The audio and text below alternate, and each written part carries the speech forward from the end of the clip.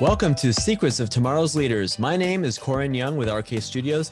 This podcast is produced in partnership with JCCI Santa Clarita.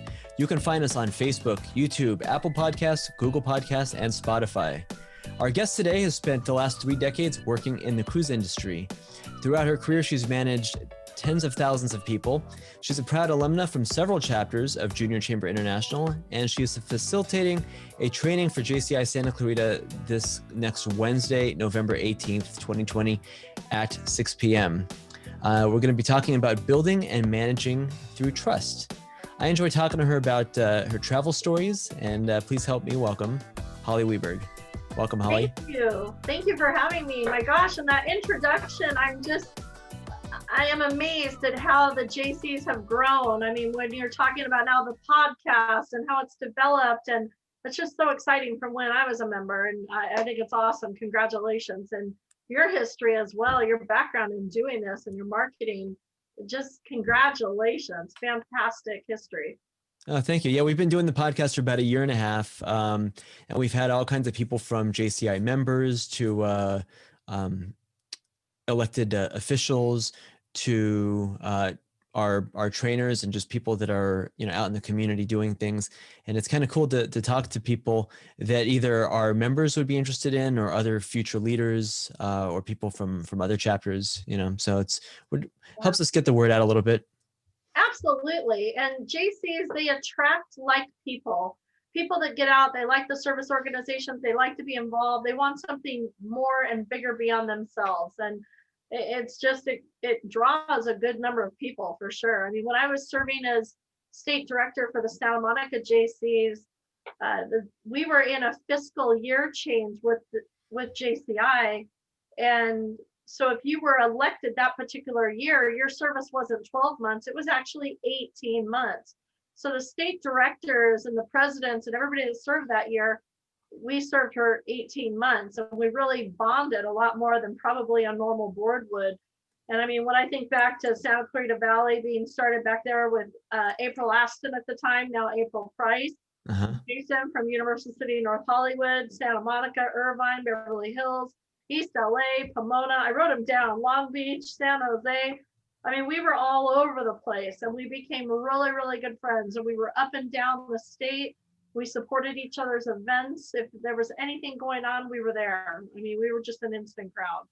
It was really it's cool hearing those stories, because I know that even people that are in our chapter now talk about when it formed like 21 years ago now, 22 years ago now, how people from the Santa Clarita chapter were friends with people from Pasadena and Santa Monica and Beverly Hills and all these other chapters, where I feel like now we're a little bit more localized. I know, at least speaking for myself, that I tend to be interested in local events, and contributing to things that help our local community.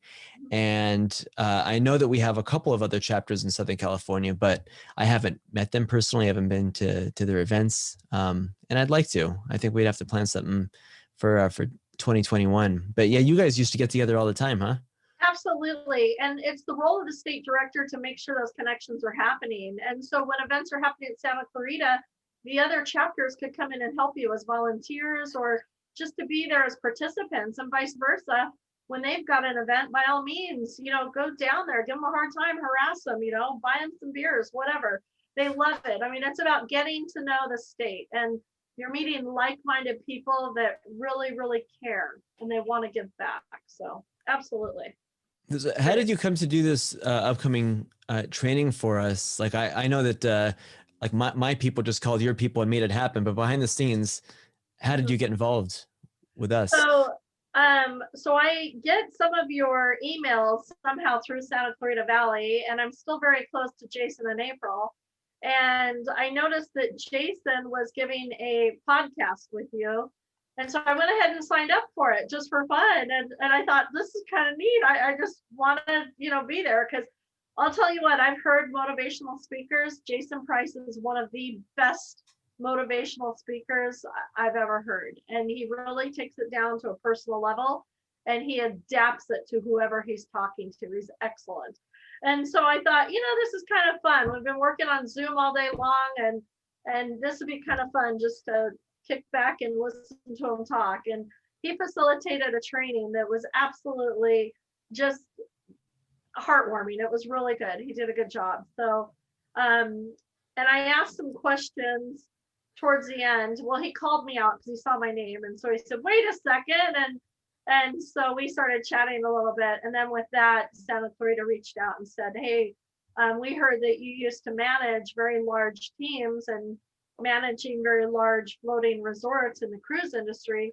Would you like to talk, to new managers and seasoned managers about, leading teams and how you do it and how you do it successfully?" And so I said, absolutely, because as you know, when the Jaycees reach out and you're voluntold to do something, you're just there. That's what I've heard, and I've heard from other alumni that even after you have aged out, you're still kind of get roped in periodically. Absolutely. But you know what? It's fine. It's absolutely perfect. And I'll tell you, when I was an active JC, I benefited a ton from the alum coming back and talking to us as well. So, the more you can share stories, the better off you are. Yeah, same. That you mentioned that you lead large teams. When you and I were talking, you had mentioned that you had worked in the cruise industry for like 30 years. Many of those years actually on a cruise ship, managing an entire team of like 1,500 people. They all reported to you up the chain, right? Yeah, so 17 direct reports would manage collectively through an organization of about 1,500 people. And it's an organization for sure, but you want to make sure that you develop trust in every single level of that organization. And that's how I managed it. It was a lot of fun. You really build a camaraderie, really. I mean, 52 nationalities, you have to understand. I mean, everybody coming from different parts of the world. And in some parts, our countries might be at war with each other, but we're working together on board as family and making it happen, and delivering a 5-star product day after day after day so that guests come on and it's seamless, and it's an amazing environment and experience to be a part of. Yeah, I hadn't considered that, but I guess you're right. 52 different countries all represented right there in your staff at any given time. How do you handle managing people from different cultures, different languages? Like, is speaking English a requirement to work on a cruise ship? It's helpful for sure. And it also dictates what your role will be. So obviously the English speaking crew members are the front line with the guests, because most of your traveling guests are English or are American speaking or English speaking. But yes, it is important that you have a working knowledge of English. It's also helpful for you to have a secondary or third language. I mean, I've worked with people that speak 7 languages fluently, and that was more, it wasn't like a rarity. I mean, it was a normal thing. It was amazing to work with people like that. Tremendous. And so I feel like you see that in other countries, not as much in America. Like, we're lucky if we're bilingual. Correct. Exactly. So, and I grew up with Spanish. I actually grew up in Glendale, California. And so Spanish was a nice secondary language for me. And I had godparents that were Spanish speaking. And so they would speak to me as I was growing up. And then in high school, I studied it, in college. And then I studied French. And then that got me through Italy. When I got into Italy, I was able to limp my way through. Using your French and Spanish? Well, Spanish got me through Italy. And how funny. Okay. Yeah, but they laugh at me because they say, "Did French get you through Portugal?" And I'm like, not at all. The Portuguese language is supposed to be a French derivative. It's very, very different. It definitely is its own language, but it's interesting. And then I had we hosted exchange students from Finland, and they would teach me a phrase a day. And so I do speak a little Finnish, and so I like to practice and throw that around every once in a while. And I've lived in Norway to build a ship. I've lived in Germany to build a ship. I've been in Italy and the Spanish shipyards as well. So when you're actually living there with the vessel and you're kind of working with locals day in and day out, it does force you to learn the language. And so I would say I'm still weak in German. I shouldn't be, but I am weak in German. But yeah, pretty That's so interesting. cool. So you've been all over Europe, Mhm, right? You've been South America, mhm, yep. Africa.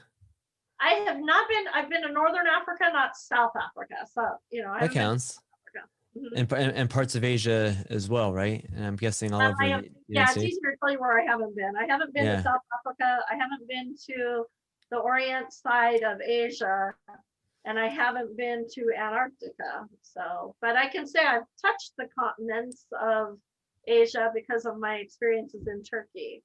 Yeah. So, Well, that's so cool. As someone who loves to travel, I think it's so cool to have a job that sends you to different places.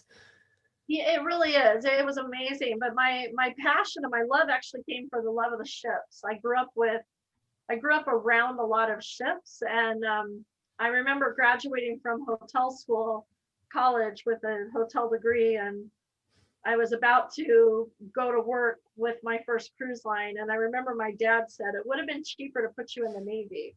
And I thought, but not nearly as much fun. No, but So you knew early on that you wanted to work on cruise ships, right? yeah, I did definitely. It's like an early passion. It's kind of like you. I mean, you get some kind of a bug in broadcast or marketing or what have you, and you just drive it right through. I mean, how'd you get your start? Yeah, same thing, I guess. When I was a kid, as watching movies, I just enjoyed making movies. And we didn't have, we might have had like a VHS camcorder then, but I know we had like a Super 8 movie camera that I'd play with. It was my parents, and just kind of experimenting with it. And I always knew that I'd work in film and video somehow. Oh wow. So yeah, Huh. you're right. It's just one of those things where even at a young age, it's just like, I'm gonna do this, and you find a way to get in. You know. Absolutely. I mean, yeah, where there's a will, there's a way for sure. Absolutely. And passion just drives you there. So no, that's great. So good. Wow. Yes. So you mentioned that you were involved in different chapters of the Jaycees here in California, and then even at the state level. How did you get involved in that? What did you do there? So I came to land. My mentor in the cruise industry brought me ashore to work for Crystal Cruises in their corporate offices, which happened to be in Century City. And having grown up in Glendale, I was very, very aware of the Glendale Jaycees at the time, because the Glendale Jaycees ran the best annual parade, the best annual carnival, the best. So Jaycees were everywhere when I was growing up. So fast forward all those years, I come back to land, and I grew up in service organizations. I was involved with my family through Knights of Columbus, the Elks, and the Rotary, and you name it, we were a part of it. And so when I came back to shore, there was no question that I was going to get involved. And one of the first organizations that I reached out to was the Long Beach Jaycees, because that's where I have a contact. And they pointed me to the Santa Monica Jaycees right down the street from Century City. And I went to a Santa Monica JC meeting. And similar to a funny story that you tell about your first encounter, I showed up at my first meeting and they said, great, we're having nominations and we nominate you to be state director and the elections are next week. And I thought, this is my first meeting. Like, I just hold on a second. And not only state director, but that was the year that we had the fiscal change that turned Mm. into 18 months. But amazing experiences, and a lot of involvement with JCI as well, with visiting chapters from outside the country. And then I got to visit and go to international conventions, and I just incredible career. So Santa Monica Jaycees, the chapter down the street, wanted to start or revamp their chapter, the Beverly Hills Jaycees. So I helped them charter their chapter. They nominated me as their president. And then later, of course, I was their chairman of the board. And then I was invited to be the chief of staff of the California Jaycees for the president at the time, Mike Nerio. And the rest is just history. And those people are still friends of mine. I mean, I still consider them like family. I mean, I would do anything for the fellow JCs. That's so cool. What kind of leadership skills do you think you learned as a part of the JCs and the leadership positions that you kind of were pushed into early on? You know what? That's a great question, because when you're managing volunteers, they could literally look at you and go, you know what? I'm bored. I want to leave, or I'm out of here, And you really need to keep them engaged and excited. They're obviously there because their heart's in it. So drive and dwell on that passion and keep them involved in doing that. And I will tell you that managing people on the ship as well, I've pulled from those experiences a lot from managing volunteers. Because if you manage volunteers, that's a whole nother level of management. And versus, people that are there to collect a paycheck, and people that are there to collect a paycheck are there for different reasons. They're there for family, they're there to grow their career, they're there for, other interests, whatever it is. But either way, you're growing, individuals. You were talking about working on some of your projects, and maybe as a newer project leader, you felt awkward about kind of telling people, hey, get to it. Hey, you're dropping off, or Yeah, well, because like you said, they're volunteers. So on the one hand, rather than a paid employee that has to do the job, they're just stepping up to do it. But if you know that you need it done kind of quickly, you don't want to harass them and like, hey, what's the status on that? If they're working on it, you'd be bothering them. But also, if you let it go too long and then follow up and they're like, oh, I totally forgot, because sometimes they do forget. Yeah. And so it's kind of a fine line between that. That they're stepping up because they want to do it. Like you said, their heart's in it. But family has to come first. Their actual job has to come first. So sometimes, you end up taking a back seat and you have to pick up the slack yourself. So it gets a little tricky. It is. It's a balancing act for sure. And keeping everybody engaged by keeping them involved in where we're at in a project. So where we're at and how we're moving forward, action plans, so that everybody kind of has an idea of what everybody's doing. Because if I'm told, to do this one line item project or piece of the project, in my own mind, I'm thinking, well, is all this other stuff being covered? Like, who's doing that? How's that doing? So sometimes if you can paint it out in an action plan, it brings everybody to the table to say, oh, okay, good. Yeah, we've got everything covered. Now I can just focus on my piece and get that done. And that helps facilitate as well. I've found, with some of our projects, but I've used a lot of those same skills in managing crew on board. So absolutely. Yeah, with that plan that you mentioned, that reminds me of, I've worked on a bunch of low budget short films and feature films where it's just a bunch of friends that get together to work on something, and we're not getting paid. We're not paying people. We're just doing it because we love the art and the craft of it. But there's been times when I've been asked to do something, and so I don't mind doing it, and I don't mind doing it for free. But it's frustrating when you do it and then somebody else was working on that exact same thing, and you got to figure out like, okay, well, which one are you going to use? And it's like, I don't mind donating my time to a cause that I'm passionate about, but I don't like wasting my time. Exactly. And so sometimes it's tough because you don't want to do something that someone else is going to be doing or something that isn't needed. So how have you found to bring those people in and really prove to them that they are valuable? Oh, that's tough. I found that one of the biggest things that you can do is just tell them that they're valuable. Tell them that they're appreciated. To say, I love that you did this. It's awesome. Honestly, I couldn't have done this without you. I'm really glad that you're working on this thing. Because a lot of times when I'm in that position, I like to feel validated. I like to feel appreciated. Mm-hmm. And, because I've been taken for granted before. And so I make sure to do that with my volunteers as well. Yeah, absolutely. And so that's one of the keys that we're talking about on next Wednesday. We're talking about building that trust. And when you're bringing it down to a human level where we're saying, you know what, I so appreciate you did XYZ. Thank you so much. You're kind of opening that door to that trust and that extra level.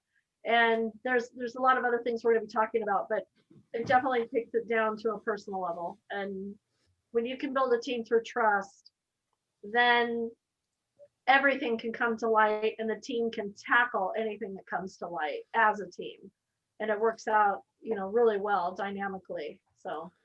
Yeah. Now those are things that I'm able to say to somebody one-on-one because I have very small teams. But if you have 1,500 people, what are some things that you could do on the ship to make somebody feel appreciated or welcome or valued? So one of the things that I like to let all of the crew know straight away from orientation, because there is orientation on the ship, is I let them know there isn't a mistake that you can make that we haven't made on board already. Be honest about it. Tell somebody straight away so that we can fix it. Because it takes more time going around to circumvent a situation to figure out where the truth lies versus if you just tell us straight out, this happens, what do I do? We'll help you fix it. We'll help you get right to it. But please tell somebody and trust that that's all that's going to happen is we're going to fix it. And that's what it comes down to. You're not going to be held accountable for it. Everybody makes mistakes. We're going to get to it. But we will continue to deliver the best product that the oceans have ever seen. And that's something that we build a competition, a competitive spirit that I am told by my European colleagues is very American of me. But I feel like when the crew want to compete and when you tell them, you know what, we are rated #1 in the industry right now, and it's because of what you're doing. And it's that individual level of trust. And then to the individual level, know your team, know who you're working with. Do you know if they have a family or not? Do you know if they have a dog? Do you know if they have a farm? Did they come from a farm? What can you tell that person about themselves? Because if you can name 5 things about that person, chances are they're going to feel appreciated by you. And they're going to know that you're in their corner and that you're working in their best interest. And so that was important to me, is to get to know the crew at a different level, and also understanding the different cultures, the different cultural aspects of what influenced them. For example, as an American, we celebrate birthdays. Some cultures celebrate name days. And a name day is far more of a party than a birthday ever dreamed of being. And so you kind of have to do that. And then, of course, then there's the national holidays. So like 4th of July. Actually, that's not really a big deal because there aren't a lot of Americans on board. Right. But Jamaican Independence Day, man, the whole crew turns out for that. That's one of the best parties on board the ship. And I never thought of, when is that? August 1st or 2nd. Yeah, it's right there. It's August. And I gotta take a cruise next August then. There you go. Oh my gosh. And all of the beer comes on from the nation that's hosting the party. And I'll tell you, you really learn an appreciation. The Indonesians do a beautiful Independence Day. Don't quote me, that's in the summertime sometime. But they actually make t-shirts for everybody. It reminds me of a fraternity party. It's just everybody gets a t-shirt for the Indonesian Independence Day. The different nationalities get together too because they really want to highlight how proud they are, where they come from, and that's exciting too. And then there's other nations that only have 2 or 3 people from that nation, and that's okay. And so, you do what you can to celebrate, but collectively we all celebrate each other together too. Yeah, that sounds so cool.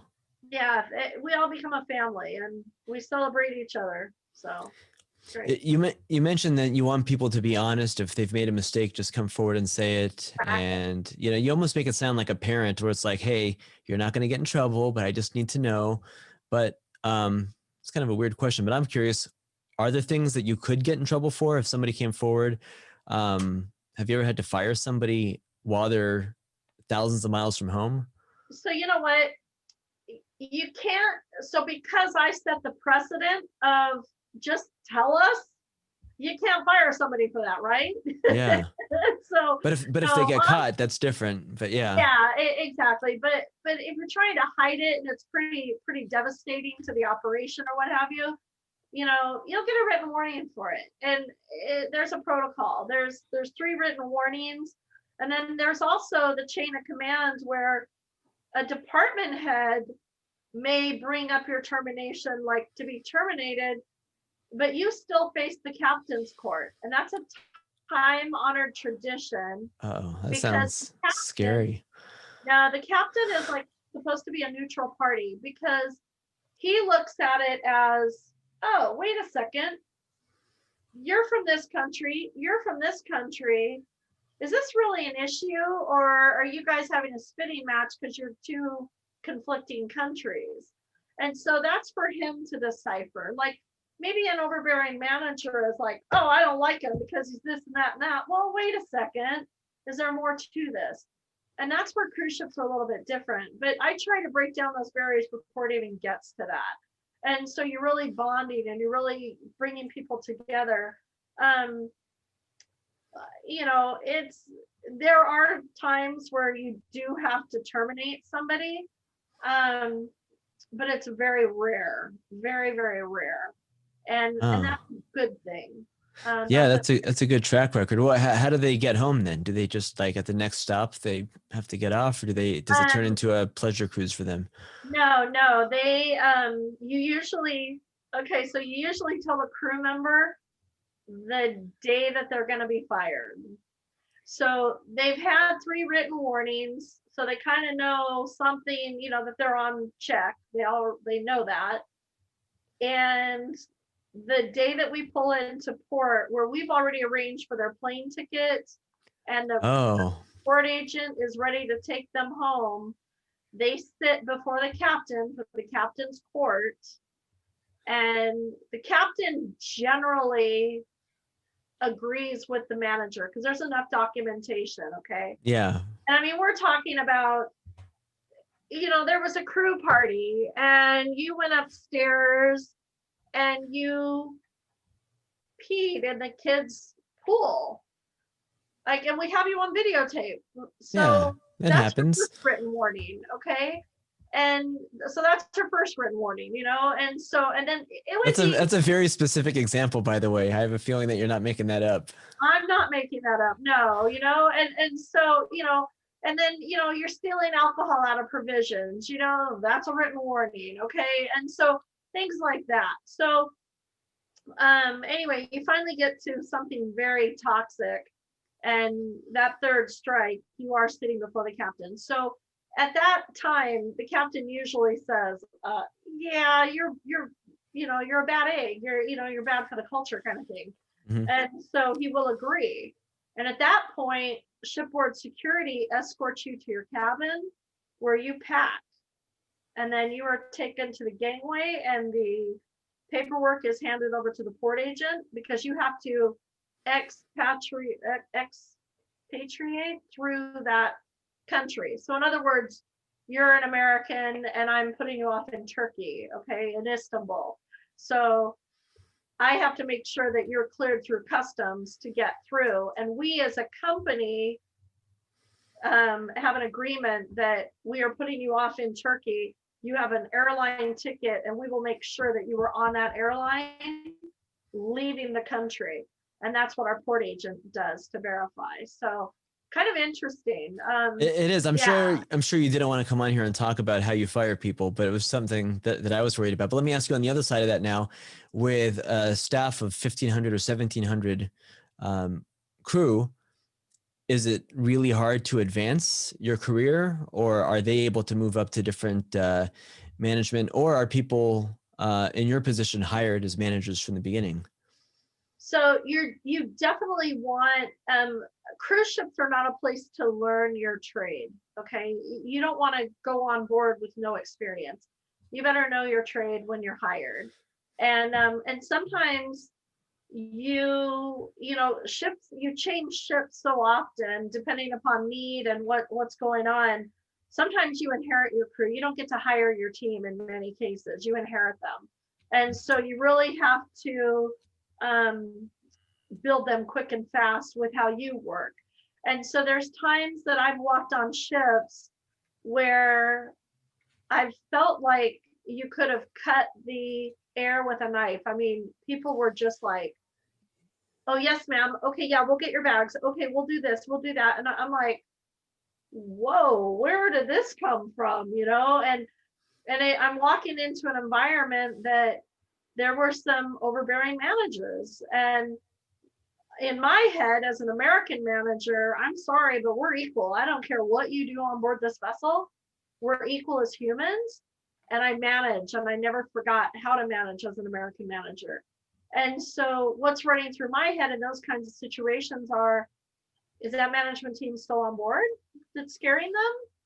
Or, did they move along and, this is just residual? What's going on? And so that's where you start having individual meetings with the direct reports, people who report to you directly, to say, okay, bring me into your department, introduce me, let me meet the team, let me hear, what you guys are working on, what your focus is. And even that's new to a department head, where they're like, you want to come to a meeting? I'm like, yeah, sure, why not? And they're like, really? Like, well, okay. And I'll ask the chef to help me. Like, I may bring in snacks for everybody, or, just kind of surprise them. And then they're like, oh, we've never had snacks at our meeting before, and just kind of just change it up. Whatever they're expecting, expect something different, because I'm there to kind of change it up a little bit. And that's why I was brought in. So there was a couple of times where I got to handpick my team, and that was awesome.